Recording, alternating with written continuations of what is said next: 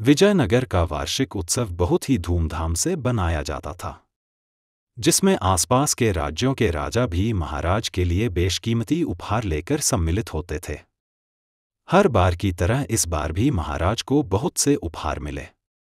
सारे उपहार में महाराज को रत्नजड़ित रंग बिरंगे 4 फूलदान बहुत ही पसंद आए। महाराज ने उन फूलदानों को अपने विशेष कक्ष में रखवाया और उन फूलदानों की रखवाली के लिए एक सेवक भी रख लिया।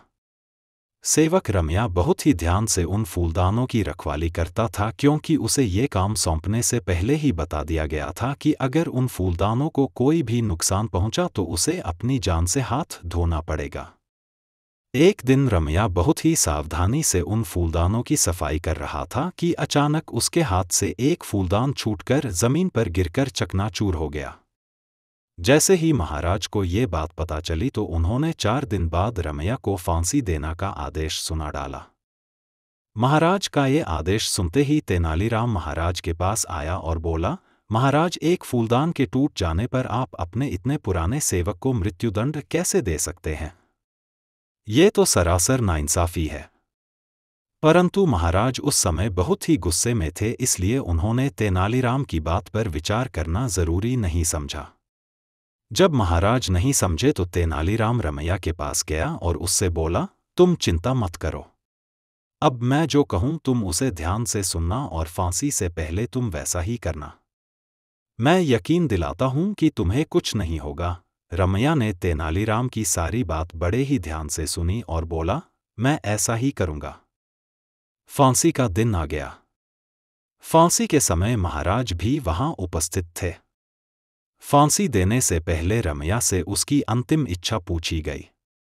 तब रमैया बोला, मैं एक बार बचे हुए 3 फूलदानों को एक बार देखना चाहता हूं, जिनकी वजह से मुझे फांसी पर लटकाया जा रहा है। रमैया की अंतिम इच्छा के अनुसार महाराज ने उन 3 फूलदानों को लाने का आदेश दिया। अब जैसे ही फूलदान रमैया के सामने आए तो उसने तेनालीराम के कहे अनुसार तीनों फूलदानों को जमीन पर गिराकर तोड़ दिया। रमैया के फूलदान तोड़ते ही महाराज गुस्से से आगबूला हो गए और चिल्लाकर बोले, ये तुमने क्या किया? आखिर तुमने इन्हें क्यों तोड़ डाला? रमैया बोला, महाराज, आज एक फूलदान टूटा है तो मुझे फांसी दी जा रही है। ऐसे ही जब ये तीनों भी टूटेंगे तो 3 और लोगों को मृत्युदंड दिया जाएगा। मैंने इन्हें तोड़कर 3 लोगों की जान बचा ली है, क्योंकि फूलदान इंसानों की जान से ज्यादा कीमती कुछ नहीं हो सकता। रमैया की बात सुनकर महाराज का गुस्सा शांत हो गया और उन्होंने रमैया को भी छोड़ दिया। फिर उन्होंने रमैया से पूछा, तुमने ये सब किसके कहने पर किया था? रमैया ने सब सच सच बता दिया।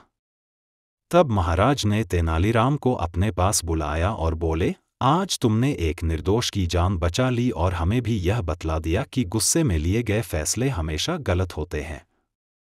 तेनालीराम, तुम्हारा बहुत बहुत शुक्रिया।